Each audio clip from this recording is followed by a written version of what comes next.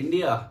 तो इंडिया के जो है ना आज पूरा दुनिया में जो है ना डंका बज रहा है और अलग अलग चीजों के लिए जाना जाता है। लेकिन दोस्तों आज हम लोग इस वीडियो में चर्चा करेंगे क्या होता अगर इंडिया जो है ना इस वर्ल्ड में एग्जिस्ट नहीं करता। अब मैं ये नहीं कह रहा हूँ कि इंडिया होना ही नहीं चाहिए, लेकिन क्या होता हम लोग इसी के बारे में चर्चा करेंगे। तो दोस्तों सबसे पहली बात तो ये है कि अगर इंडिया ना होता ना तो आप जो ये वर्ल्ड मैप देख रहे हो ना इसमें इंडिया का नाम और निशान मतलब होता ही नहीं, तो वो जगह बिल्कुल ही खाली हो जाती है और उसकी जगह क्या होता, पूरा का पूरा समुद्र ही होता।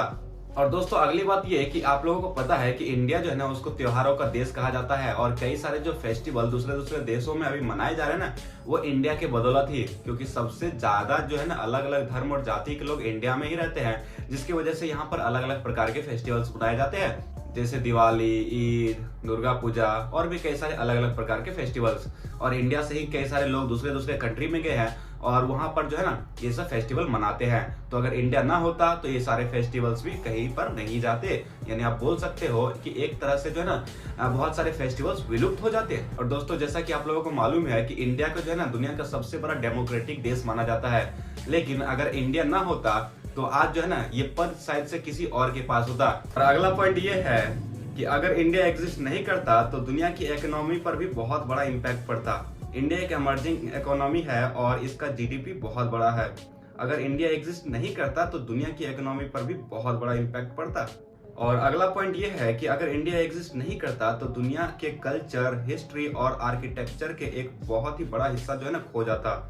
इंडिया में बहुत सारी हिस्टोरिकल मॉन्यूमेंट्स है जैसे ताजमहल, रेड फोर्ट, कुतुब मीनार और बहुत सारी और भी चीजें। अगर इंडिया एग्जिस्ट नहीं करता तो ये सभी के सभी मॉन्यूमेंट्स खो जाते हैं, यानी कि दुनिया में जो है ना ये सब कुछ देखने को ही नहीं मिलते।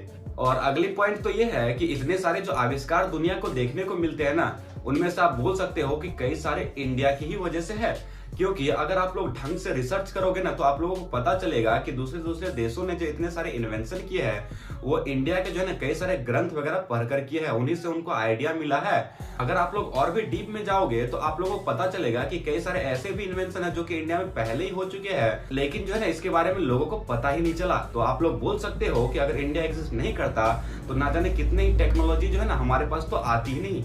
अगला पॉइंट तो यह है कि अगर इंडिया एग्जिस्ट नहीं करता तो दुनिया के एनवायरनमेंट और वाइल्ड लाइफ पर भी बहुत बड़ा इम्पैक्ट पड़ता।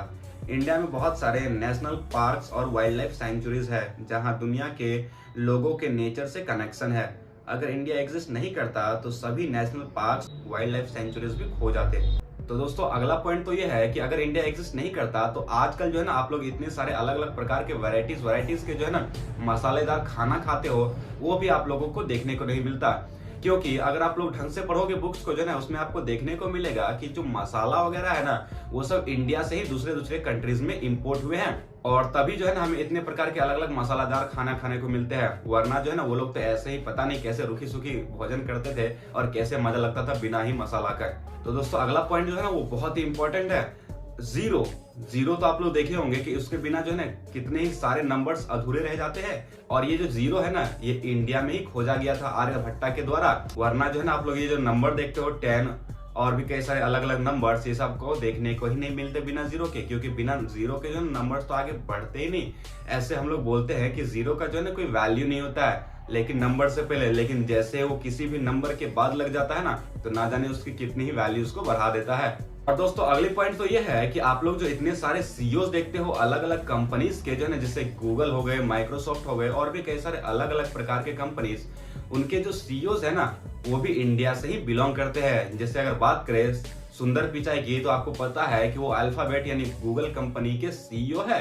तो इसके जगह जो है ना कोई और ही सीईओ फिर हमें देखने को मिलता है और ना जाने फिर जो है ना क्या हो रहा होता उन कंपनियों का, आगे बढ़ती भी सही से या फिर नहीं। बाकी दोस्तों आपको जो है ना ये वीडियो कैसा लगा कमेंट में जरूर बताएं। वीडियो पसंद आए तो लाइक शेयर और सब्सक्राइब भी जरूर कर दे।